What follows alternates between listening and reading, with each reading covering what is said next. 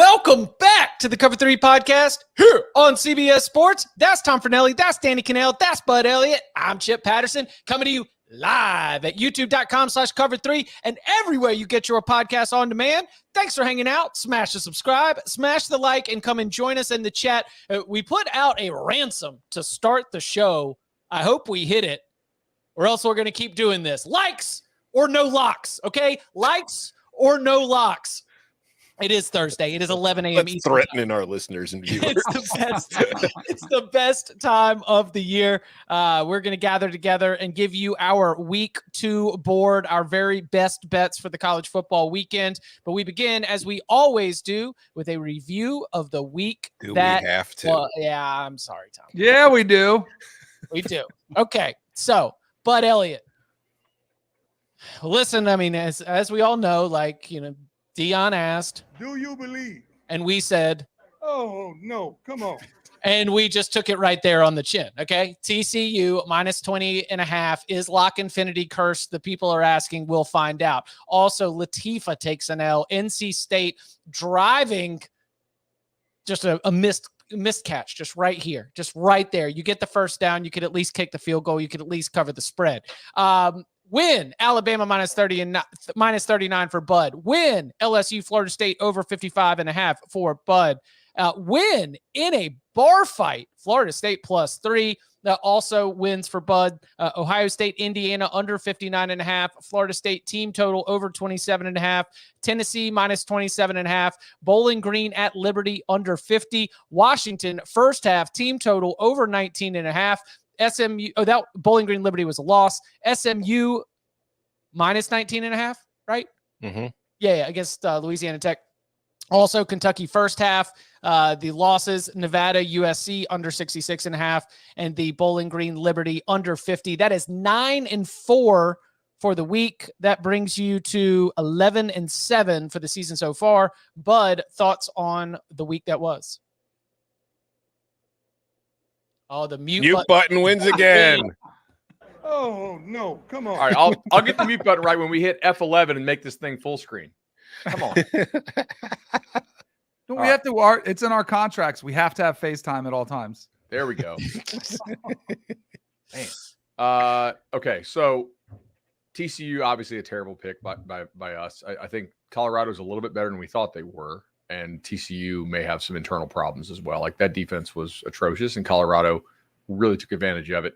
NC State, I mean, if you're going to allow an explosive run and a good opening drive by UConn, you need to have that offense looking better than it did.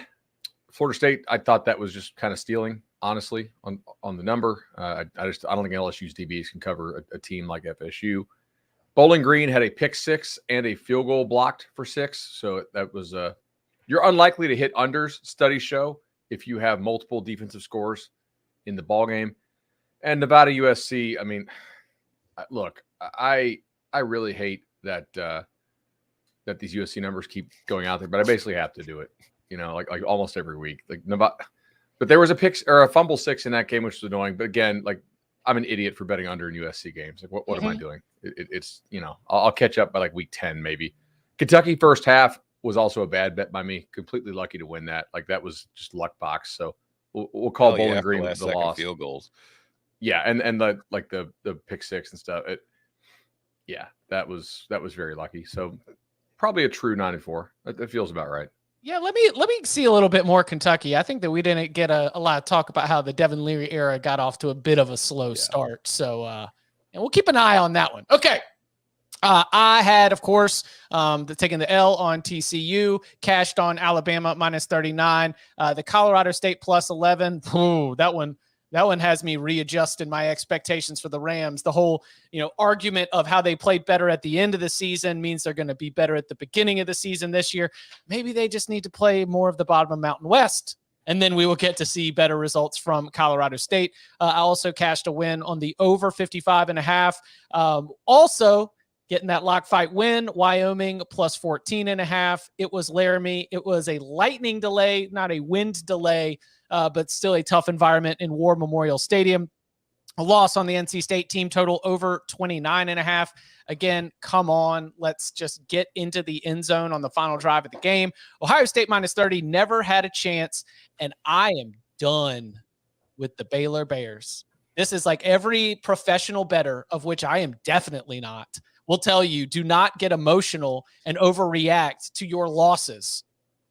I am overreacting in a big way to what I saw from Baylor in that game against Texas State. Offense, defense, we've even got Blake Shapen out for a couple weeks, and one of the only good things they did was throw the ball. More on that later. Okay, 3-5 for the week. So, hey, that's a couple more wins than I got even in the last 3 weeks of last year. I'll take it. All right, we move on to Danny. Back on it. The wins include Florida, Utah, under 44. Yeah. Florida State +3, North Carolina -2.5, Virginia, Tennessee over 55.5, Utah State, Iowa under 43.5, Boise State, Washington over 58.5. Only losses were the TCU, Infinity, and the NC State Unity. Seeing the board, Danny, feeling good? Feel a lot better. Need more information. I feel great. By the way, this is not Heineken. People chiming in. It is Go with Topo it. Chico. Come on. What kind of degenerate do you think I am? Although last week it might have had something else in it because it was a rough week 0. Feel good. Ready to go. Fired up. And Tom had a week. Okay. So, I mean, yeah, we don't have to review it, right? Tom, you want to take us through it? It's done. It's been taken care of. I assuaged I took care of it with the gambling gods. I sacrificed my dog. Nothing but winners from here on out. Oh, it's too soon. To be clear, Tom. it was her idea. She was like, I'll do this to help you win some bets. And I was like, that's a good dog. So Northwestern, the lone win and a 1-11 performance being Northwestern and Rutgers under 39.5 does feel spiritually correct.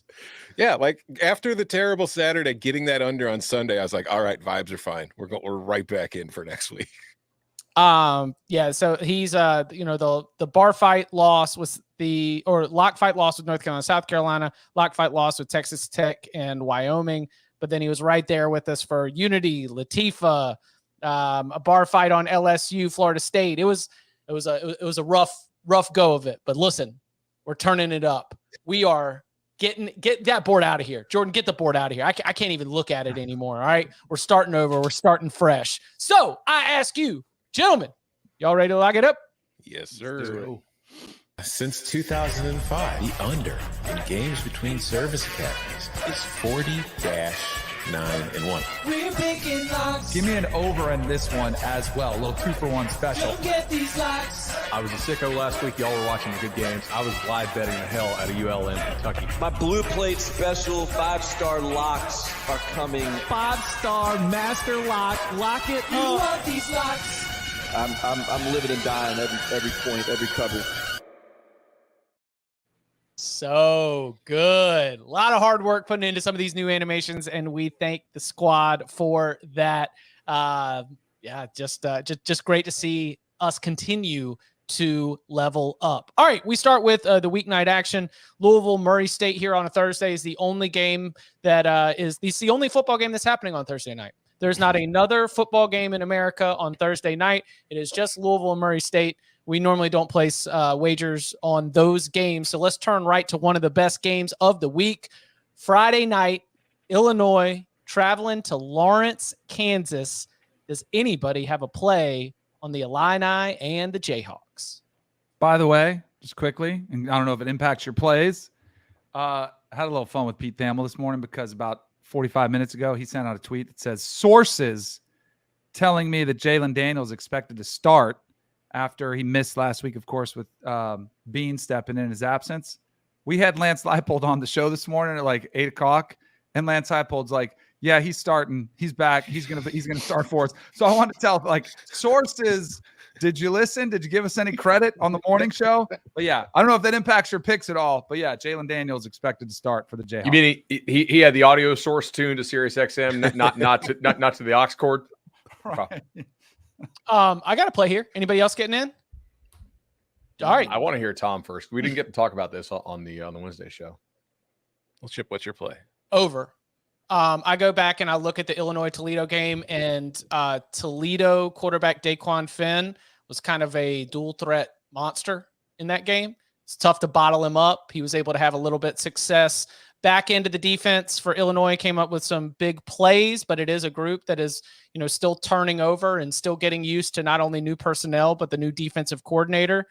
When I think that Jalen Daniels is type in the Daquan Finn and then hit upgrade, at least in terms of what he can present in terms of being an all-purpose offensive threat. At the same time, Luke Altmaier's out here playing hero ball, and dadgummit, it's working. And Kansas's defense can just be just slide right through it like a hot knife through butter. So I look at this. I think both these quarterbacks have really big performances. I do think it can turn into a little bit of a shootout at times. I know that that's not exactly the style. Illinois probably doesn't want to go into Kansas's house and let Kansas dictate the pace of this game entirely. But I think the capability of both these quarterbacks is going to allow them to put up some points. So I'm going over the total, seeing it pretty much across the board at 57.5. Circus got a 57, but no, 57 is good.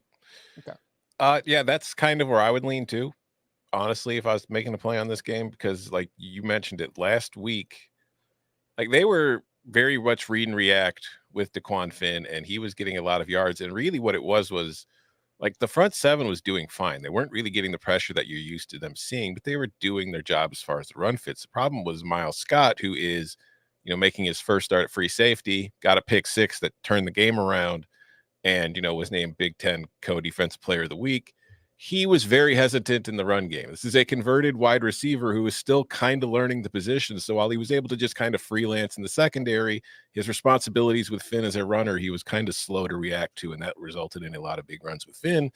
And that goes back to what I was talking about in the offseason with how this game kind of concerned me for Illinois early in the season against the Jalen Daniels and this offense that can kind of confuse you and do a lot of different things. So I think Illinois can win this game because I think offensively they're much better than they were last year. I think defensively they'll get better as the season goes on, but they're nowhere near as solid against the run as they were last year. I think the Toledo game proved that. So I think the over is probably the solid play here. Yeah, Kansas's offense manipulates safeties exceptionally well. I don't know, in my mind, Petrino is probably the master of this, just in terms of wait, why is that guy running wide open in the middle of the field with nobody around him? But Kansas does a really good job with that. And I don't think Kansas's defense is any good at all. So, yeah, just the pace scares me. You know what I mean? Because Kansas scores, but they don't play fast. Yeah. Luke Altmaier is a god, so Illinois will probably put up 50 on his own. So he really might be the best quarterback in the West. Yes. I'm not 100% certain he is, but Tom, when you said that, we weren't totally joking and agreeing. I think. No. I mean, I don't know that he definitely is, but I feel like after what I've seen from that division so far this year, Luke Altmaier was the most competent looking QB in the division last week. Yeah. Anybody else getting in on this one? I'm just going to watch. I mean, I just want Illinois to win. But my lock is over. Okay. I would very much like for Illinois to win. I think that would be fun to celebrate that. But my lock is over. Coming up on the other side, we begin with some of the biggest games of Saturday. Colorado-Nebraska, Texas A&M Miami, Ole Miss Tulane, and Alabama Texas. Getting into that and more next.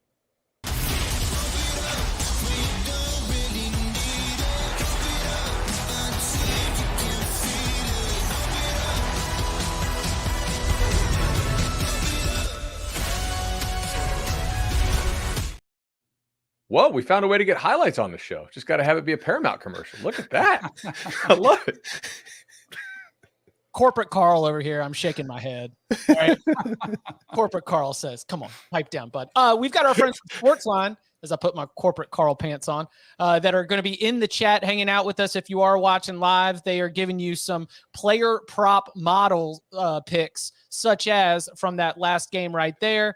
The Sportsline model does like Luke Altmaier over 24.5 rushing yards, with the projection having it at 35 yards. You got a nice little cushion on that one. Thanks to our friends for hanging out and giving us the best from the model. The model show is a new offering from the Sportsline family of networks. So be sure to go and check that out. Okay. I propose real quick. I propose at some point, maybe it's subscriber only, like because we did tinker a little bit, like we put props and locks and we're like, no, it'll take way too long. We don't have 3 hours on a Thursday.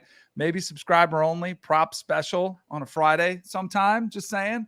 Hey, it could be for the true degenerates. I mean, maybe I'll host that baby solo. If Danny wants to go live and just rip through player props, and like, I think that is what a subscriber gets. I need you smoking a cigar during this show too. In a dark room, smoking a cigar with a whiskey. All right, we're gonna go. Well, listen, we already know the value of that because Danny's eBay auction went for so much money that there's a lot of passion to get one-on-one time with Danny Cannell. Right. All right, let's begin with Colorado-Nebraska. It is the home opener for Coach Prime. And this is Colorado favored by 3, over under of 59.5. And so we ask you again. Do you believe? Where are we going? Anybody got a lock on it? I do. And if nobody has a lock, then we should definitely at least, give our expectations, because in that noon slate, this is just going to be a lightning rod for attention. Bonkers. If YouTube is going to continue to juice any sort of Colorado content, we are definitely going to continue to talk about Colorado. So Colorado, Deion Sanders, Shedeur Sanders, Travis Hunter. All right, we got a lock? Yeah, I do. Do I believe? No. Oh, no. Come on. Am I taking Colorado -3 anyway? Yes. Because now let's go back. The look ahead line to this game in the offseason was like Nebraska by a touchdown. It has swung 10 points off of what happened last week because everybody's betting Colorado. But I'm not fully bought in on the Buffs. Like, the offense with those dudes is pretty good and capable of doing things, but the defense was still terrible. They could not run the ball. This is going to be a problem for them at some point as the season goes along.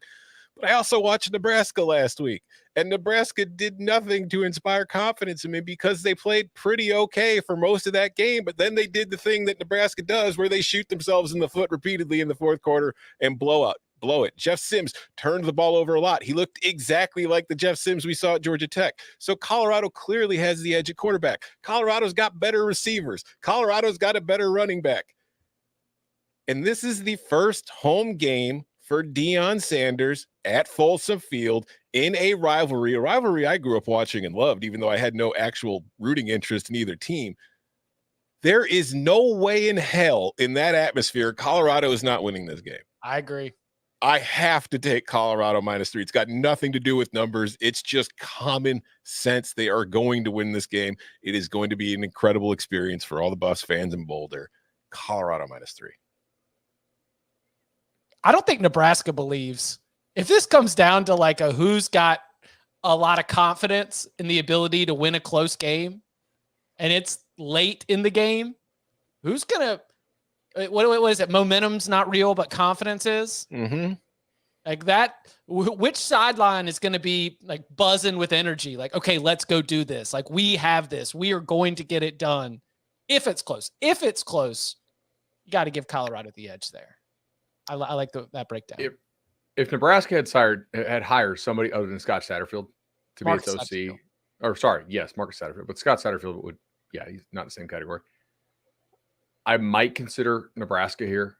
I think if it gets 3.5 again, you with like reasonable juice, you probably have to take a little bit of a bite on it. But man, I thought Shedeur looked like Danny Werfel out there, right? Like, just very accurate, know where to go with the football, distributing to his guys. And I mean, I don't know if I actually believe in Nebraska. That the fact that Jeff Sims had 19 carries in the first game, I think that's some signal about what they have around him. I don't think they have guys. What did we agree on for the juice, the max juice we could take? 130 or 125? All right, because the chat is saying that I can get 2.5 for -120. 120 is fair game. On it. There we go. Yeah. Bang. Not every time, obviously. Yeah. Every I am tempted to take the under but I'm worried about Colorado's defense. But like, is Nebraska capable of exploiting it that much? And we mentioned Jeff Sims running it 19 times. I would expect him to run it 25 plus. in this game and really limit his exposure and try to slow this thing down. You saw what Colorado wants to do. They want to go fast as much as you can. Like, your hope in this game is to try to slow them down by keeping the ball, and I would TCU put up some points through the air. They also could have rushed it a lot more too. Like, does Nebraska, are they able to run the football, slow it down? But I don't know. I'm not going to lock it up. I lean under. Can we get a Travis Hunter snaps prop? Yeah. Over under 99.5. I'm going under. Yeah, maybe. Let his legs rest a little. Well, all right. First of all, the tempo is clearly lower in this game Correct. than it was. I mean, but maybe by like 15%. It's cooler. I kind of think they're going to play Travis in the games that they think they can win. So like when they play Oregon and USC in a couple weeks, you will see less Travis Hunter. Like, intuitively. No, more. Or perhaps. Or wait, perhaps I'm sorry. Less Travis Hunter both ways once those games become blowouts. If they do. Gotcha. Oh yeah. Right. Like maybe he always starts both ways, but once it becomes obvious, because I mean, I don't know if somebody's brought this up yet. We're talking about 125 plays at altitude. Mm-hmm. I mean, Danny, you played in Denver. How do you think that would go? So, but I do think it's cooler. So you have that. It's not going to be as hot. The altitude isn't bad if you live in it. Like if you live out there, which they do, it doesn't impact you as much as it does the opponent coming to town. You know what I mean? Is that why the Olympic training center is in Salt Lake City? Mm-hmm. Yeah, it's a huge advantage. And I think that actually was one of the reasons that helped him. Everyone's like, how's he doing this? And you have that much more oxygen coming into your lungs. Plus, I mean, he's just a freakishly talented athlete. I mean, he was in there after the game doing these dances. And I'm like, how does he have any energy left? Like, most guys would be on IVs already, and he's out there doing. I'm like, that's just a freak of nature right there. All right. That is noon Eastern time. Pivoting to the 3:30 p.m. Eastern time slate. Miami playing host to Texas A&M. Texas A&M, a 4-point road favorite, over under around 51 or so. Who's got a lot? Danny? Give me the Aggies. Lay them. Can I get 3.5? Yeah. Is it out there? Yeah. I'll lay the points with the Aggies. I think there's a little bit of a false sense of security with the Hurricanes based on what we saw. Impressive win over Miami of Ohio. I get that New Mexico wasn't a great opponent, but I've maintained all along I think this works with Connor Wigman and Bobby Petrino. I think they're able to put up points. Bud mentioned exposing the safeties. That's trying to go right into the strength of this Miami Hurricane defense. But I also think Petrino's an outstanding play caller that will find a weakness in this one. Stewart coming out, having a big game was big. Anaya Smith is back. We know the weapons they have. And I'm curious to see how protected Tyler Van Dyke is. Like that Texas A&M defensive front is legit. So I'll take the Aggies and lay them. Under. Come on. Come on. I'm going to be on a Mario Cristobal unders, blind until proven otherwise. Mario Cristobal has an elite defense. Elite with a handful of players who for sure will be playing on Sundays. He's got a defensive line rotation that's running like 6-7 deep. Lance Guidry, new defensive coordinator's got some crazy, unique pass rush combinations where we're trotting out Jafari Harvey, Ruben Bain, and just sending dudes right at the quarterback. This is going to be a problem for Texas A&M's offense. And Bobby Petrino, that was great. I'm glad that they've got confidence, but that was New Mexico. And that was New Mexico's defense. And we're talking about jumping up 4 tiers in competition going up against Miami. Then on the other side of this, it's a Mario Cristobal quarterback, a Mario Cristobal offense. And no matter what they've tried to do, it does not look to me like this is a Miami team that's going to be going out and putting up 35 points per game. I think that their method of winning ball games is going to be a little bit more ground and pound.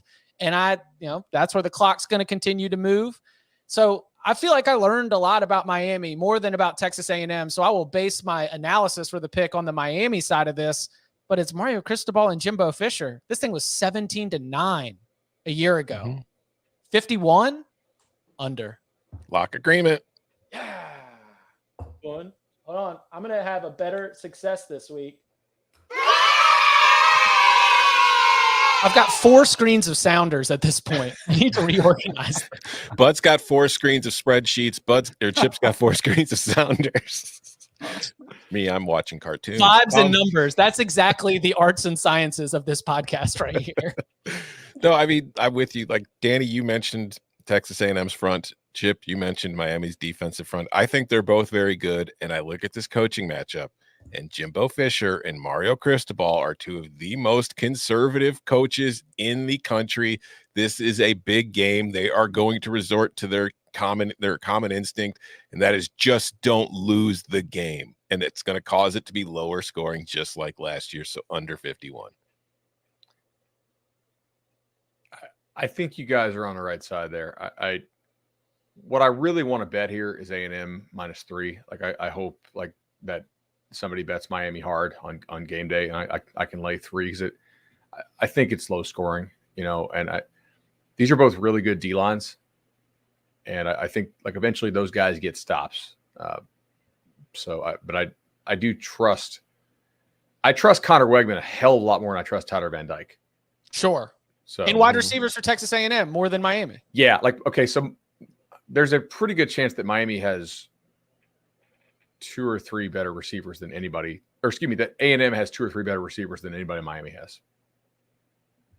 2 or 3, maybe. Yeah, like I don't think any of Miami's receivers would see the like. Would any of Miami's receivers see the field for A&M? I think that's a legitimate question. Maybe they would. Could be wrong. It's week 2. Restrepo's a high-level slot player. Yeah, I think so. But that's fair. I don't think Jacoby George would be top 3. Hell no. Yeah. So it's something to keep an eye on for sure. Also in the 3, that's it. Anything else on this game? Okay. Also in the 3:30 slate, it's the daggum Super Bowl for the Tulane Green Wave. Ole Miss coming to town. Top 25 on top 25. Ole Miss at 20, Tulane at 24.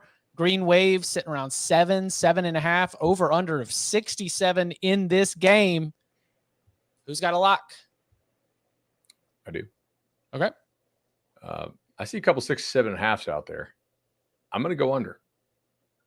I think Ole Miss defense might be improved. I like some of the guys that they took in the transfer portal, and I think that Tulane is fairly good along both lines of scrimmage, and I like Michael Pratt. But I think for Tulane to win this football game, they probably don't want it to be like the bowl game against USC was. I know that could certainly happen like that, but I don't think Tulane has like the kind of depth on the D line to get into an 80 play both sides shootout with Ole Miss. I think they would probably try to play a little more of that, go back to Willie Fritz's roots, option style, run the clock type thing. So that this has run out enough to me. It opened 61.5 and now it's 67.5. I just think that move is a little bit too much. I'm going to go ahead and play the under here, 67.5. Also, we have a dentist pick on this. Ooh, before the dentist pick is out, I'll go ahead and vibes. Give me 7.5. Let me gobble up all the points and follow that up with an exact reason of why I'm nervous about it. Tulane's run defense might not be great.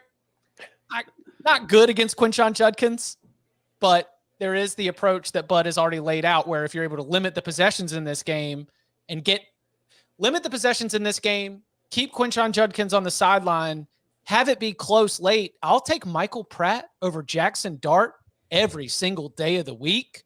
So I'll take the better quarterback. I'll take the Super Bowl angle of this. And at 7.5, I'm just rooting for a close game late and somebody would get out there and make a play. So give me Tulane plus the points. All right, you ready for the dentist? Let the children sing. Oh, yeah. Oh. Come on, Matt. Yulman Stadium's going to be rocking. I think there's a little bit of a false sense of security with Jackson Dart. He looked great in week 1. I mean, he was close to flawless, held off Spencer Sanders. But I'm with you. This Super Bowl vibes, but also a belief. You beat the Big 12 champion last year. You beat USC and Caleb Williams this past season. This team feels pretty special. I think Michael Pratt's pretty special too. He can hurt you with his legs. He's pretty dynamic. I like Willie Fritz. I'm not 100% sold on the Ole Miss team. I am sold on the SEC's demise, though. Damn. I think the chat's betting this one. I'm seeing these 6, 7.5 disappear off the board. Wait, are we We got I in at just put 10 grand on it. I moved it. Yeah, we got in at 7.5. That's when the children sang, dang it. Children sang at 7.5. They don't sing at 6.5. Okay. All right. Do we want the dentist stuff? Oh, no. I'm sorry. Is there a fight with the dentist? The under is moving, not the side. Oh. Okay. All right. Still 67.5 at Bet Rivers. Don't know how I know that. All right. Tom's about to go kiosk jam that thing after the show. All right. Well, here's the dentist. Well, Ole Miss looks strong against Mercer. I still have a few question marks for Ole Miss on defense. On the road at Tulane, I expect a slower start and a pretty close first half. I'm totally cool with that, as are you guys. While I do think Ole Miss has the offense to outscore Tulane by more than 7.5, the hook makes me uncomfortable. So I'm going to go ahead and take the first half here and go with Tulane plus 4.5 in the first half. I do expect this to be a pretty tight game, especially first half. So I take the 4.5 and see what happens. New clock rules may also help here as well, and we'll see Ole Miss get fewer plays in the first half if Tulane can manage the game well. Tooth emoji, lock emoji, = Tulane, first half, plus 4.5. Let's go. Kind of like it. I like it. Too. Let's He's go. 1-1 on the year, I believe. Mm-hmm. Okay. Also in the, does anybody have a Iowa State Cyhawk El Asico lock? I do. You know what I want to do. Give me Iowa. Lay the points. 4 still? It's dangerous because this game always comes down, close game. Is it? I had it written down at 3.5. Can you find me any 3.5, or is that too? There is a 3.5 at Bet Online. All right, perfect. Shout out Bet Online. I'll take Iowa, lay the 3.5. Last week was watching this game, was telling you guys, mentioned it a few times. Their offense looked really good. They opened it up somewhat. They had a comfortable lead. I think they kind of reverted back a little bit to the more conservative nature. I think that might have been by design. The game, it never felt like they were in danger of losing. Definitely started running the football a little bit more, got more conservative. In this game, I don't know. Iowa State, Rocco Becht, shout out Anthony Becht, former colleague of mine at ESPN. Obviously, he's a coach now with the St. Louis. What are they? The Renegade, the XFL. But they have. That team depth, I think, could be an issue with the players they've had out. Who, by the way, did pay their fines. I think $650. Just one big parlay. They were able to pay that on the $6. We all know how they're going to win that money back. Exactly. No sweat.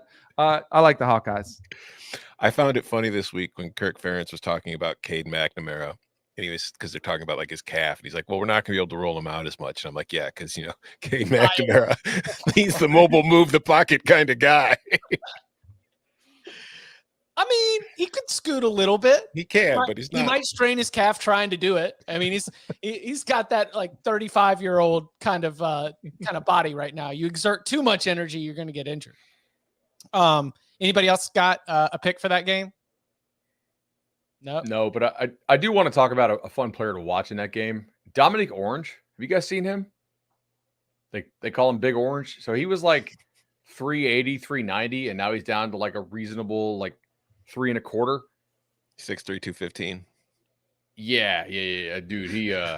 He looks legit at nose guard for Iowa State. Like it seems like they've got a dude who like they took a chance on. They got him.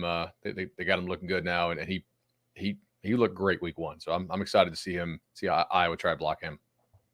One last one before we open up the board. Anything goes.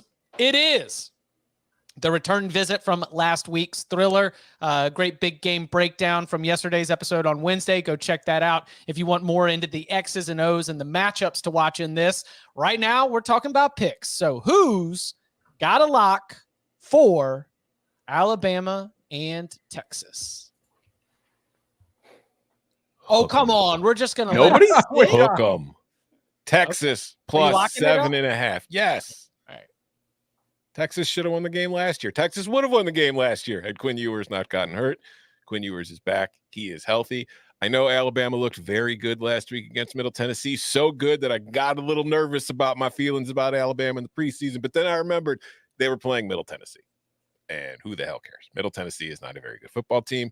Jalen Milroe looked like a stud against them. Willie looked like a stud against Texas. A little bit because he's a very good player. But I don't know if he's as good as he was last week. I think Texas is better at QB. I think Texas is better at wide receiver. I think Texas is better at a few spots, which is not normally the case when you're going up against Alabama. So Quinn Ewers playing the full 4 quarters. And even if he doesn't, Malik Murphy's behind him. He's really good too. They'll be fine. Give me the Longhorns. I think they're going to win, but I'll take the 7.5 points. Jack says it's 7.5. Literally hook them. Hook them. Why was did you guys see this number was at 4.5? When I did picks with Brady Quinn on Tuesday. Yeah, it was there. I mean, if you look at the charts, it came down to 4.5 for like Jordan. Can you give us like fake numbers like whatever segment Danny was doing? With I was going to say, I don't know. There ain't no way that was 4.5. Because there's a couple ones where we did it. I'm telling you, we did a picks, and I was like, oh my goodness, how do you do that? Gosh, I want to get on it with Tom. Do it. The SEC is dead, Danny. It's dead. All right, let's go. Let the children sing. And what's crazy is all off season, I felt exactly the way Tom has. Like, man, I like this Texas team. I like the maturity. I like Quinn Ewers' new mentality. And then off of 1 week, seeing Jalen Milroe go off, Bama dominate, Texas struggle a little bit against Rice, a little bit sloppy. I'm going to let that change my mind when we all know that Sark was probably holding back just a little bit, of schemes, and this team was probably looking ahead to this game, which they've been game planning for. I'm sure planning a lot more time on them. I'm going to go back to what I thought all offseason long and stick to it. So I like the Longhorns as well. I think they pulled the wrong number. This thing opened at 7.5, Mm-hmm. and then it's down to 7, and then it's back up to 7.5. When was it at 4.5? I'm telling you, there's a little in the CBS studio or whatever. No, I'll tell you guys on one of the sites. There's like the chart, which has the chart of where it is. It did there. I'll get it for you guys. This was some like. I mean, listen. This was some book in Curacao that nobody's ever heard of. So UCF and Boise State is 381, 382. That thing might have hovered around 3.5, 4.5, and Texas Alabama is 383, 384. So maybe just maybe just an honest mistake. Get on Jack Porto. Get on old Jack. Our producer would never. That's right. Okay. That is anybody else getting in on Alabama, Texas? What do you guys think of the total? Because I kind of wanted to go over. Over, it would go with Texas. If you think Texas is going to win the game, you go over. If you think that Alabama is going to win the game, I think you go under. I think Alabama wins the game. I would not lay 7 in a hook. Feels like a lot of Jalen Milroe running the ball, a lot of ground game, a lot of leaning on the defense, and daring Quinn Ewers to try and march. Like, as Bud explained yesterday, there will be plays that Sark just sets up. Everything, one thing leads into another, leads to another, and then all of a sudden 40-yard touchdown, just because he's really good at that, and he's gone up against the Alabama defense before. But on a down-to-down basis in terms of consistency, I think Alabama's defense wins more downs than Texas's offense. And so that's why ultimately I think Alabama does win the game. Yeah, well, you're wrong. So under got bet this morning. Like I try to pay attention like what time limits go up at certain books. And when like 10:01 limits go up at certain sites, and under got hit. So yeah, I know that was last week when you're like, guys, limits just got raised at 20,000. I need a minute. Got to make some moves here. Got to show a break. I do not need $20,000 limits. I do like to follow what happens when limits go up to 20 or 50. Right, exactly.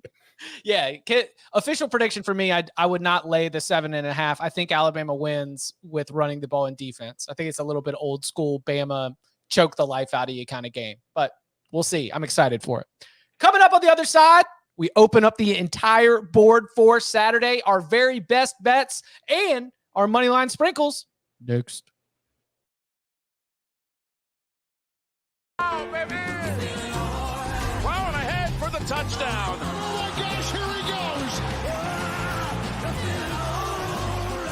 We can't wait for Sunday afternoons.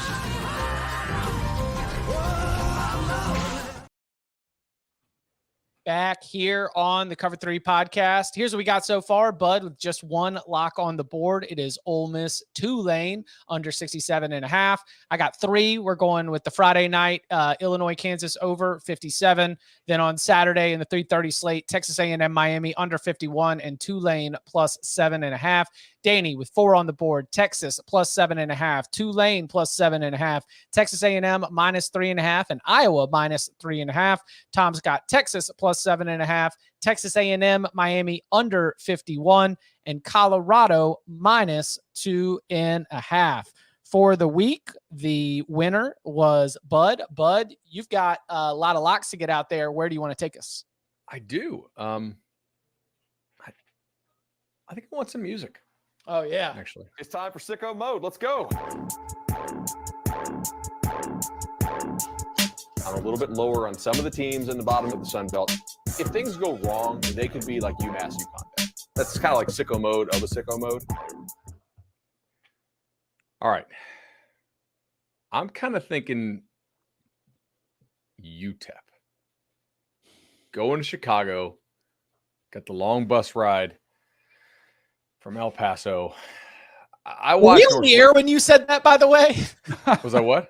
Were we on the air, or were you and I just talking about that? I don't know. Yeah, we were like, okay, fly. so how much do we impact the UTEP travel into Because this? they fly Spirit, probably like if you fly Spirit, but it's a charter Spirit or whatever, like, yeah.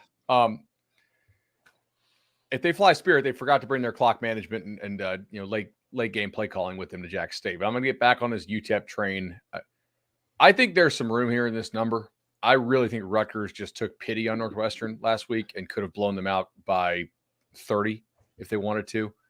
And I just think UTEP has better players than Northwestern at almost every position.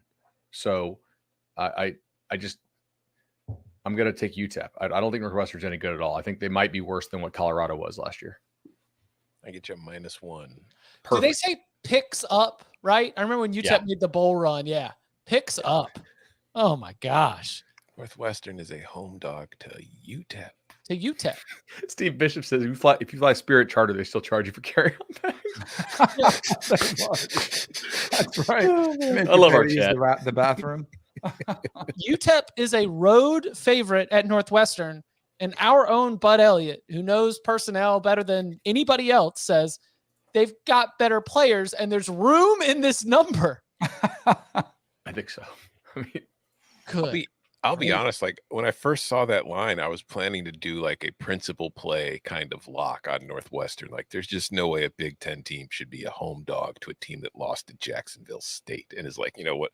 But I was looking at it, I was like, nah, I'm just going to stay away from this one.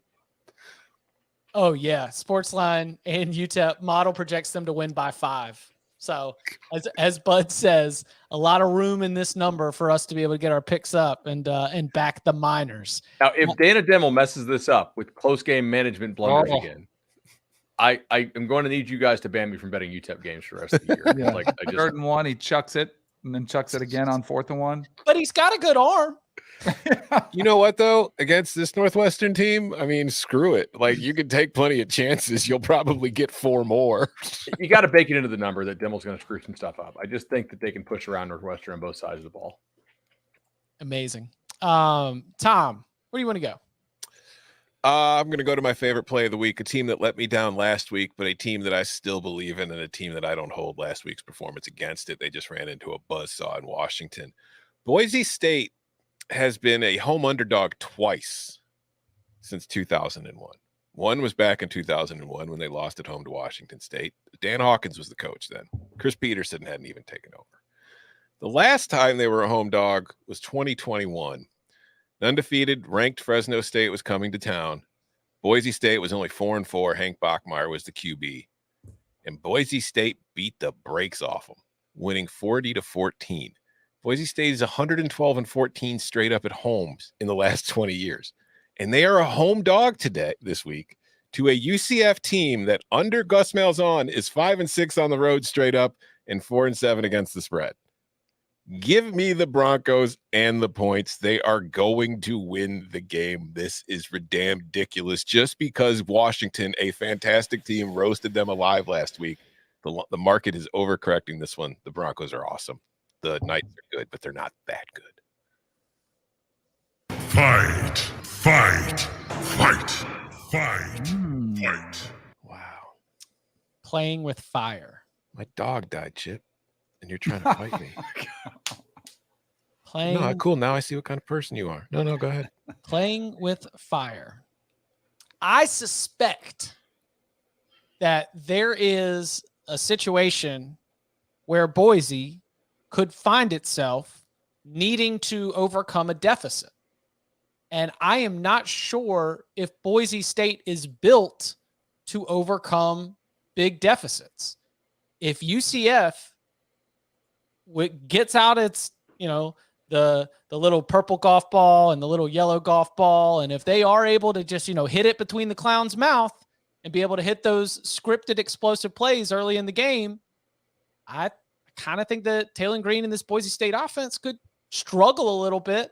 Game could go a little sideways. I think that's what we saw against Washington, was not the margin that Washington won with, but what happened to Boise State once the game started to go sideways. I don't think that that's how they would prefer to handle business. And so maybe there wasn't enough overreaction to this one. Maybe we need to change our expectations for Boise State. And, UCF got a nice little sweat in, nice little jog around the corner, beating up on the worst team in the FBS. Yeah. But I'm going to say that they at least still have the tools and the talent to put Boise State in a difficult position. I'm playing with fire. I'm going UCF minus the short number on the Smurf turf. Can I ask you one simple question? Sure. You mentioned it got sideways and it was hard for Boise State to come back from that. How did things get sideways? What did Michael Penix do? He threw the ball all over the place. He tore apart that secondary. Does UCF have a passing game? It's not their strength, but going on the road with a one-dimensional offense, you've got the road favorite with a one-dimensional offense covering on the road against a team that never loses at home. Okay, cool. No, it's a great pick. Great pick. They do basically just bomb it and throw screens. Yeah. I mean, I think that they are starting to realize that Plumlee cannot really pass. The one ball he really doesn't throw well is kind of like the little fade ball. He just doesn't put any air under it at all. And I watch a lot of UCF games. I bet you half of Plumlee's picks are fade balls that he throws completely flat. Yeah. He throws them back shoulder, even when the back shoulder is not available. And it's problematic. But on numbers, I wanted to bet UCF, but on matchup and cross country trip, hard place to play, Boise better run defense than pass. I'm laying off. I really couldn't bet Boise because they look so damn slow to me. I'm kind of wondering, is Boise done? All right. Nerds. Remember last year they fired the coordinator mid-season. There was a little bit of panic. They were able to turn it around a little bit, but yeah, kind of leaning there. All right, Danny. There are two games that I am interested in that probably would have been circled. We talked about it off. They lost a little luster because one of the teams in the game lost. Utah traveling to Baylor doesn't quite have the same cachet it did with Baylor losing. Dave Aranda. Too early for the hot seat? I don't know, but it does seem like it's problematic. Utah comes in without Cam Rising. I'm going to look at the total of this one. I'm going under 47.5. Blake Shapen injured, Baylor banged up, no Cam Rising. And as good as that win was, it wasn't like offensive fireworks. Now, Florida's defense, I think, is pretty good. But I think Dave Aranda, defensive-minded coach, I think he'll have a game plan for that two-quarterback system to at least shut them down. I think this thing could be ugly. Give me the under 47.5. I like that. It plays into what I'm predicting. I'm locking up Utah. I know that's 7 and a hook, and it's a Utah team that is not playing in Rice-Eccles Stadium, so you have to adjust your expectations. I think that Utah could have beaten Florida by more points. I felt like they got them at arm's length and just kind of sat on them the rest of the way. Sim to end for all the video gamers out there, when you're just trying to get through and move on to recruiting for the next week. Which I think is the mentality without Cam Rising. Get a lead and just get out of Dodge. Baylor defensively was really bad last week. Now it's disappointing. They did a really good job of throwing the ball against Texas State's defense. Oh, the quarterback who threw the ball, he's out for 2 to 3 weeks. Oh, geez. That's going to be bad. And you weren't good at running the ball against Texas State. and you're going to have to run more with the backup quarterback. And this time you're going up against Utah's defensive front. Oh, that's really not good. I see Bud pointed out injuries in the secondary. Another player, a safety who went down with an injury, like all the reasons why, Texas State was able to really light them up through the air with that offense. I don't think Utah applies the same offense. So Danny, I agree in principle with your underplay. I've seen enough. This Baylor ship's going in the wrong direction. They got all that water out there. They got sailgating, and buddy, we've sprung a leak. Like, this is not going well. And I think that Utah, even with one arm tied behind its back, is going to be able to go in there, get a win, and get the cover. How many more losses until Baylor message boards start bringing up Art Browse being back? It's done. Oh, no, not that one. No, not that. No. I'm just saying. 0-4 start. There's going to be we need to bring Browse back. I opened up some Baylor message boards this week, though, and it's much worse than I thought. Like, there may be more going on there than national media stuff knows. Sure. Not like scandal, but like the message board posters, they feel the vibes are off. I'm telling you, I do not want to be a national insider who needs to break the exact details of a story. All I want to do is be here on the Cover 3 podcast telling you the vibes are off. Yeah. I'm telling you. Vibes don't feel great about Baylor. Power rating is not accounted for it enough. Let's go Utah right there.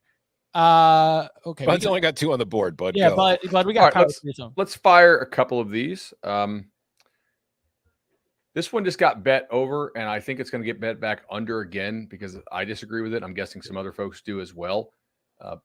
And I know it's really kind of dangerous to fade Raz because I respect those guys. But go ahead and give me under 45.5 in Temple-Rutgers. I looked how Rutgers played. I don't really trust the passing game yet. I think they're going to continue to try to play extremely slow and run the football. If you give me 45.5, I'm taking the under. Temple does have a pretty good quarterback in Warner, but I'm a little skeptical about some of the receivers they lost last year. And I do trust Rutgers defense here. So go ahead and give me the under 45.5 on that one. That was not one I had on my card, by the way. I didn't expect that to get bet to the over. So maybe those guys know somebody's out, but live on the show, vibes, original numbers under. The other one, give me, make sure this hasn't moved. I got a team total here. Let's go to where are we at? Well, no, actually, it looks like it's still available. That's kind of cool. Let's give you one that everybody actually can bet. Give me Purdue over 23.5 at Va-Tech. I think Purdue's run game is pretty bad. They're going to have to throw the football quite a bit. And I think that it could be a little more shooty out than people expect. So over 23.5 Purdue team total. That's a pretty widely available. Those are 2 that I definitely like. Oh. Tom. Mute. I bud my pants. Tom's about to win because he did my strategy of the muting. Look at that. I also have a play on that game.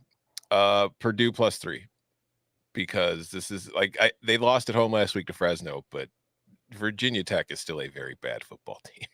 Like Grant Wells is going to make a mistake or two in that spot that makes it really difficult to trust the Hokies as a favorite. So yeah, give me the Boilers +3. Virginia Tech -3 would be hilarious, but we'll see. We'll see on that one. I think they played better. Oh, never mind. I talked about that yesterday. I think they played better against ODU than I expected. A little below the radar nugget. Not a lot. Revenge game though. Revenge game. Revenge game on Old Dominion. Mute Brunton just went to 18-3 ATS. Mute Brunton is a beast, bro. I know. You're not going to be able to. Bud, let's get another one. All right. We really think Florida State's not going to score 6 touchdowns on Southern Miss? Oh, that's over 41.5. Time for sicko mode. No. Yeah. the reason I prefer this, and even though I do think Florida State's game plan will be heavy rush, is I know that Southern Miss likes the quarterback they have a decent bit, and FSU, like, they let LSU score on their backups. The play that LSU, that 75-yarder LSU hit at the very end, that was 2 true freshman safeties and a true freshman corner. Mike does appear to want to get the backups in, and he hasn't said this, but it's very clear that Miami is trying to leak this narrative that Florida State does not play true freshmen. So I think Florida State will try to play true freshmen in these games in which blowouts happen, right? So they have more true freshmen who can play on the defensive side, which could allow for concession scores at the end by Southern Miss. But I do think FSU will score 6 touchdowns, so over 41.5 team total. All right. That's some like Sunshine State drama stuff right there, right? Yes. Here's what's happening on the recruiting trail. So now here's what we got to do for our official. Yeah, like it's pretty clear the concerted effort. Yeah. Okay. Oh, hey. Noon Eastern time. The Fighting Irish coming into Carter Finley Stadium. I got one here too. Under Dave Doran, 33-7 since the start of 2017 at Carter Finley Stadium. 23 straight non-conference wins. But you know what's bigger than 23? 28. That is how many regular season games Notre Dame has won against ACC opponents. They are 40-7 since the scheduling agreement began with the ACC back in 2014. This is what Notre Dame does. They help you sell season ticket packages, and then they come to your house, and then they beat you. I think that what we saw from the offensive line of Notre Dame Navy and Tennessee State, you got to at least put a little asterisk on whatever happened there. But the human beings that are on that line, now coached by Joe Rudolph, who we all respect as an offensive line coach, they have not missed a beat. And I think that they are going to come in, control the line of scrimmage, move the ball successfully on the ground.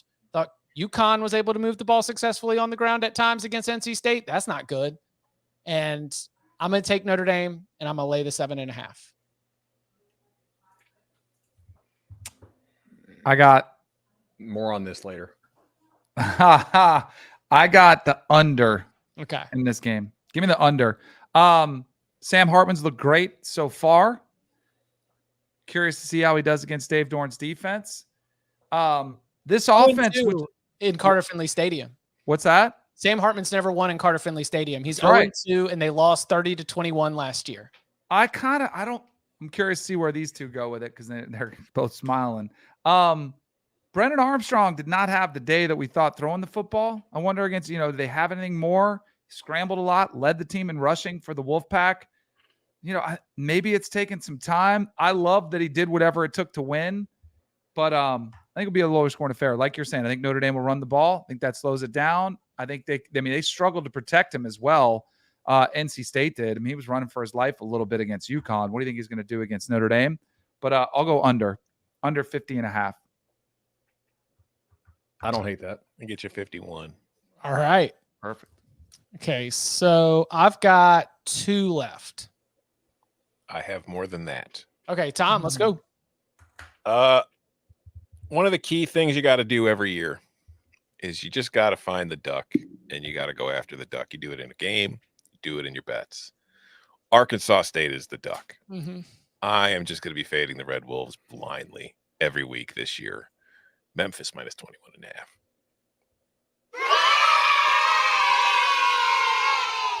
I'm so glad you said it so that I didn't have to just come out here and do it, because I've also got another one right. I am on Memphis minus 21.5. Also give me Maryland minus 24.5 against Charlotte. Ooh. Wow. I really wanted to bet Memphis on this. Like, I looked at it, I was like, I should do it. I should bet it with my own money. But they've got Navy in 5 days. And I did watch the fourth quarter, because I'm an idiot, of Arkansas State, Oklahoma. And even though I think Arkansas State really sucks, and they were my favorite team to bet against last year, they do have like 2 pretty good receivers that I'm kind of worried. Like, I don't know about Memphis's depth. So, Tom, you guys probably just get the blowout here enough. That scares me, like a 5-day turnaround to play Navy. And again, maybe Navy just completely sucks, which is possible. No offense. Anything under 30. If Arkansas State is involved against a team with a pulse, Anything under 30 is blind fire. Okay, so I was able to just get out that Memphis, Maryland minus 24.5. I think Maryland's a very good football team, and this is going to be a spot where Maryland, that you have to beat up on teams like this if you want to have the rhythms and the habits that allow you to compete against the very best teams in your conference. I think it's a good football team, so that's an investment in that bet, and then they can win this by 4 touchdowns. Terps. I got one for you. All right. GJ Kinney, last week, upset of the week, big win over Baylor, put up a ton of points. UTSA, our guy Frank Harris, struggled mightily with 3 interceptions. 13.5 points. It's too many. TJ Finley might have found a home playing in that system. It is pupil versus teacher, where Kinney played high school football for Jeff Traylor in Gilmer High School out in Texas. This would be a fun game, but that's way too many points for me. Give me Texas State in the 13.5. I love that. Love it. Tough turnaround. Good rivalry. Let's go. Great little rivalry. All right. I'm all done till sprinkles. Oh, okay. How many do I have now? You have 5. You've got 5. How many can I fit on the sheet without scrolling down? I don't know. Fire away. Yeah. All right. I'm more about time than pixels right now, so just don't sit there thinking about it. Just let it rip. Oh, that's right. Oh, wow, we're at noon. Okay. Give me Cincinnati team total under 19.5. I think Pitt handles that offense pretty well. I mean, it's Emory Jones and a rebuilt offensive line for the Bearcats. I think their defense is actually kind of good. What are you talking about? Emory Jones is lighting it up. Scott Satterfield has found something right there with the former Florida quarterback and Arizona State quarterback. Give me Georgia Southern -7 over Dilfer and company. I think Georgia Southern's got a little something this year. Cincinnati, Purdue, by the way, shout out to the CW. That will be the beginning of the ACC on CW relationship. Look at that. That is pretty. Oh, actually, I can get a 20. Okay, there's multiple 20.5s out there. Give me 20.5 on that. I'd rather have that because there's some chance to kick a lot of field goals. Catch that is Dawson's Creek after. That. Oh, multiple people got the reference when I said like people sit around and talk in a coffee shop for Gilmore Girls. So you guys missed the show yesterday. Yeah. I don't know if you listened. I thought he was talking about Friends, and he was like, "Have you ever seen that show?" I know what Friends is. Also, I know that Friends wasn't on the CW. Coastal over 37.5. Jack State wants to play really, really fast. Coastal still has Grayson and their receivers. I think Coastal will reciprocate the tempo that Jack State wants to play with, and I think Jack State's secondary is atrocious. So give me Coastal over 37.5. I like that one. Give me. Does Tim Beck know how to hit 40? That's what I'm saying. But like they're not playing that old school Jamie Chadwell tempo anymore. Auburn over 30.5. Ooh, like that one. And as a rule, wait, is anybody else on Auburn Cal?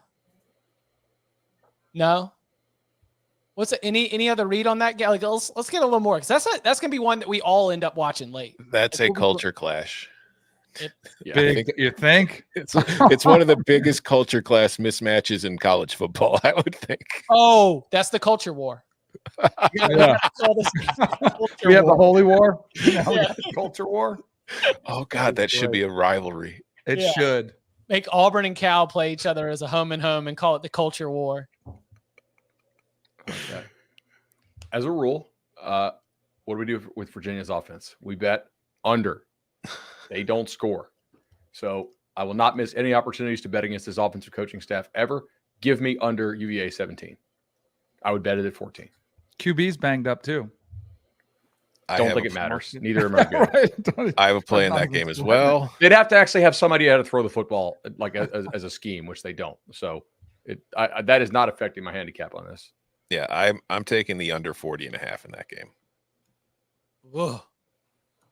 I just need it. I mean, the only bet I won last week was an under 39.5. I just got to get the Gotta vibes going stick again. with it. And then I've got a team total of my own. Mississippi State over 35.5 against Arizona. I mean, jumping on the other side of Arizona's defense in a game where, Jaden DeLaura is going to contribute in every excellent field position for the Bulldogs. All right, I'm Danny. tapped out, by the way. Okay. Danny, you tapped out? I want to get, before we hit sprinkles, a couple games that are notable that we don't have locks on. I didn't do a great job about this last year, trying to get better, that we don't just like completely blow past a game just because we don't have a pick on it. Oregon at Texas Tech. Oregon favored by 6.5, over under of 69. Nice. I lean Texas Tech, making the adjustments, coming backs against the wall, but I'm not touching it. Texas Tech's dead to me. Go Ducks. I mean, if Oregon comes in and Texas Tech's defense could allow that Oregon offense to have another big day, we could see, at least in terms of the hype, the intrigue, really looking at the Ducks as a team that are going to challenge for something bigger. So it's a big spot there for Dan Lanning and the Ducks for sure. Huge. That was the other game. Remember, I said the two teams that lost. That game would have been huge if they didn't lose. Yeah. Texas Tech. Then the other one, Wisconsin at Washington State. The Badgers are a 6-point favorite going into Pullman. I kind of like Wazoo. I'm not betting it, not locking it up, but just Wisconsin was good last week, but it was not that sharp overall. And I think going on the road, I don't know, Tanner Mordecai on the road, I just don't buy into it. Cam Ward, Wisconsin's offense, maybe over? Maybe? No, definitely not under. Yeah, definitely not under in that one. And then USC Stanford. USC favored by 29, over under of 69.5. How much you like them, Tom? This is your squad. No, not this week. Against the bottom of the Pac-12, I'm a believer in Stanford. Against USC, no. If you are chasing, this is a spot where anything under 72 or 73 could be a nice overplay. Because Stanford will continue to come out and try to move that football. They are not going to just I don't see Stanford going into this game in a position where they're going to try to shorten the game. I think they're just going to come out and try to throw haymakers and see what sticks. Mm-hmm. So I would say, I'm not locking it up, but if you're going to do anything here, I would do USC Stanford over and just hope that you're staying up till 2:30 a.m. Eastern time watching the tutties go by. I'll also say, I think Stanford has something in Ashton Daniels. Yeah. Yeah. He looked good. Mm-hmm. I kind of wonder if there's first mover advantage for Stanford in that nobody had really seen what they were going to do. And Daniels was basically a wildcat quarterback last year. And I'm not totally convinced that the staff wanted to play Daniels, but they did, and he played well. Now that USC has seen it, is throwing the ball 14 times to Urasek a sustainable thing? I don't know. Have you seen USC's defense? Who's Who's USC's defense? Yeah, that's fair. That's totally fair. Yeah. It's the USC overs as the blind fire are as much respect for Caleb Williams as a disrespect for the defense. And then another one did not get picked in the game draft. A lot of people who were harumphing about it. SMU at Oklahoma. Oklahoma favored by 15.5. Another high total, over under 68.5. ACC boys, what are your thoughts on the SMU Mustangs this week? Got some tweets in the drafts ready to go if they do pull it off. So there's a lot of times on some of these games where you just you think you have a good feel, but you're I need to see it a little bit more. That's kind of where I'm with Oklahoma. It was such a blowout win, but you think Oklahoma should be fine. And SMU looked pretty good. I want to see one more game from these guys, both of them. Yeah, it's a weird handicap because you really need to get a feel for how good Oklahoma is, which is difficult to do because Ark State might be the worst team in the sport. Right. Except for Kent State. Right. But on the other hand, it's hard to know how bad La Tech is. SMU was really vanilla, didn't look crisp at all, and covered with ease. So, I mean, that was 31-0 at the half, right? So I think SMU is probably pretty good, but like they didn't look sharp, and so it makes me think La Tech just really sucks. Also, I don't think that Gabriel's the best quarterback on Oklahoma. No, I kind of want, if I'm gonna be betting Oklahoma and laying close to 3 touchdowns over a team with athletes, I kind of want to. I want Jackson Arnold, which maybe we'll get later this year. It'll be halftime of the Texas game, right? That makes sense. Something like that.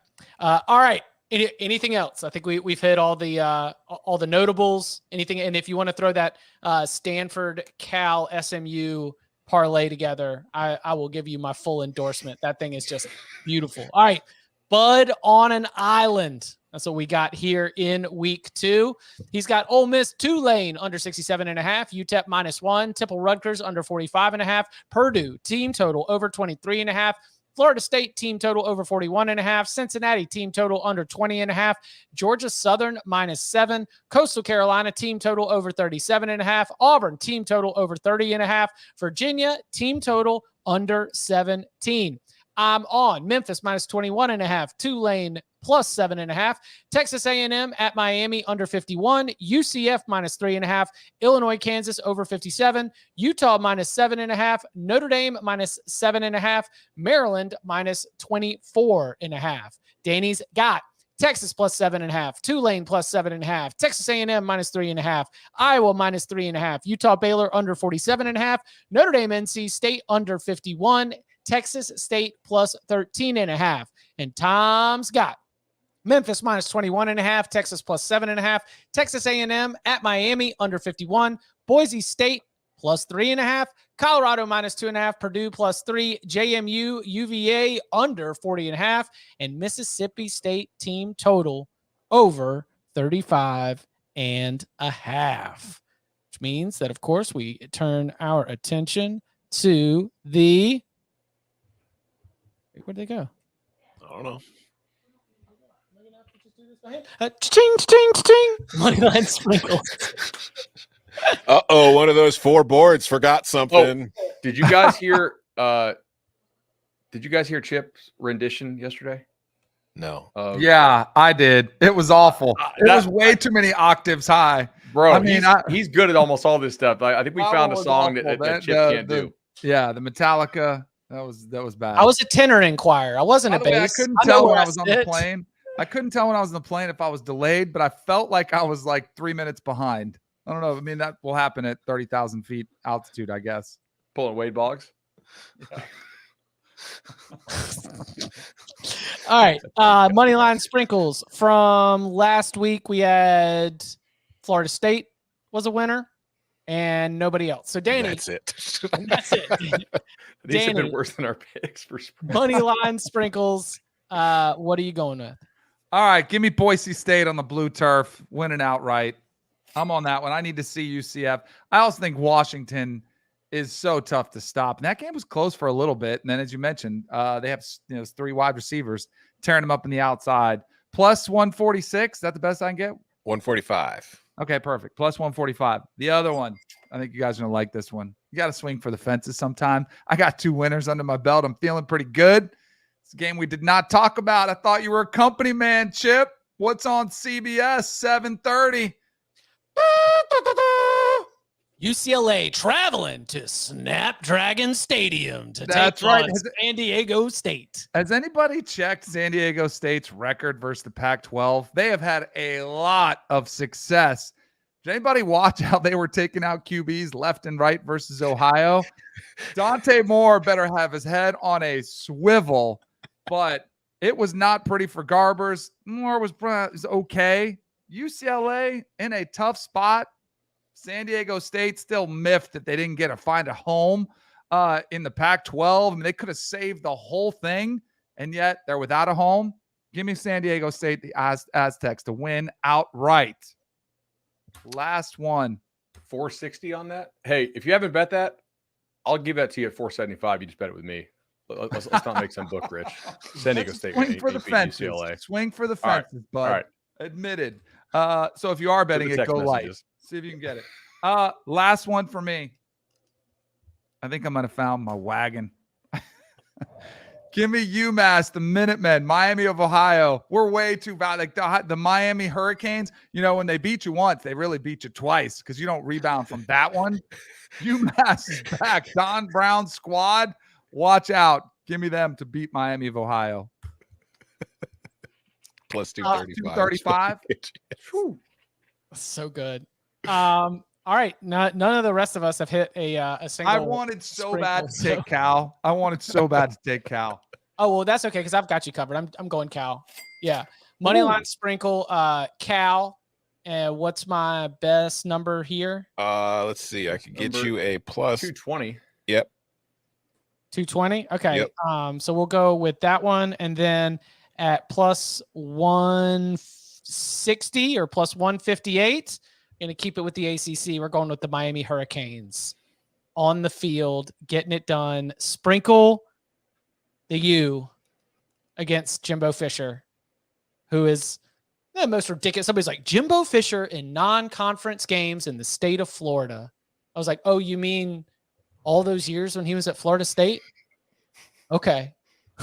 It's what? No, Danny, you brought it up. Nick Saban's record against old assistants is dominant. It's like, what's his record against every head coach? Yeah. Also, like, what were those games in the state of Florida? They never played UCF. Miami was always a conference game. They played USF twice and beat them twice. Oh, no, he gets to count all the time Southern Miss came to Tallahassee. Oh, I thought you meant against teams in the state of Florida. No, okay. No. It was a Jimbo Fisher in non-conference games when the game is in the state of Florida. Oh, okay. So he was really good in bowl games. They lost to Oklahoma at home in 2010 or 2011. I think it was 2011. And then he got 3 to 4 home wins against the non-conference schedule every single year that they were riding high. And he had Urban in Urban's last year, right? And then he got like Muschamp and McElwain. So yeah, I don't know how much signal there is to that. That's a really good one, Chip. Yeah. So it's like saying don't bet against Jimbo on Saturdays at 3 p.m. when it's between 70 and 80 degrees. Oh man, you know what? I do need to do it. Can I throw one more in there? No. All right. Yes. Plus 325. Anchor down. Plus 350 out there. Wow. So there's a 350. Vanderbilt on the road at the big bank. I know it's called something. I think it's still Truist Field or BB&T. Grove Stadium, always in my heart. 11 a.m. Eastern time kick. Breakfast ball between the black and gold nerd schools. Give me Vanderbilt to get it done. Mimosas on deck. Let's go. I could see it. Breakfast ball. I know what that means now. I've got 3. Okay. Illinois plus 142 is the first one. Ohio, I don't know if you heard, Curtis Work is back. Yes. Ohio is a wagon. Ohio plus 150. And then I'm going with this one. I don't even want the points. Give me Texas State plus 410. I could see that. All right. NC State plus 260. Yeah. Sam Hartman, 6 career picks against this defense. Sometimes, speaking of breakfast balls, and you're standing over your ball in the tee box and just, some holes just feel good and some just, they don't look right to you. They don't fit your eye. Sometimes the defense just doesn't fit your eye. 6 picks is quite a lot of picks against NC State. Old Dominion plus 205. What? Against? Louisiana Lafayette. Oh, there you go. Mm-hmm. In Virginia. We'll see. Sunbelt play getting underway. All right. That's like a sicko money line, but I think, right? Like Old Dominion, ULL. UConn plus 140 at Georgia State. UConn gets a little extra rest. Rhode Island gave Georgia State some trouble last week. Interesting there. Did take note of that. Bowl. But, Wazoo plus 200. Mm-hmm. Hosting Wisconsin. I nearly threw that on there. Yep. I kind of think that Wazoo upgraded in a major way losing their OC because Cam Ward didn't look right all last year, and I think they've upgraded. And North Texas stinks, so that's also some. Might be onto something. I love when we get on these early season edges. It'll be gone by like mid-November, but yeah, hey, let's ride it while we've got it. And then it's all just like tracking injuries and figuring out who's quit, who's like fake quit. Yeah, yeah, who's quiet quitting. But then we get to bet like New Mexico State to upset Liberty, last year as like a 30-point dog. If you really knew that Liberty was going to quit. So good. Again, the money line sprinkles buds on NC State, Old Dominion, UConn, and Wazoo. I've got Cal, Miami, and Vandy. Danny's got Boise, San Diego State, and UMass. Tom on Illinois, Ohio, and Texas State. That is a full board for a loaded week 2. We will be back with you on Saturday night, 11:30 p.m. Eastern time. We'll go live breaking down the day and, of course, giving you updates on what we're seeing from the action that is live. It is our weekly instant reaction show. So come and hang out, youtube.com/cover3. And you can follow him on Twitter at Tom Fernelli. You can follow him at Danny Cannell. You can follow him at Bud Elliott3. You can follow me at Chip_Patterson. Gentlemen, thank you very much. Thank you. See y'all.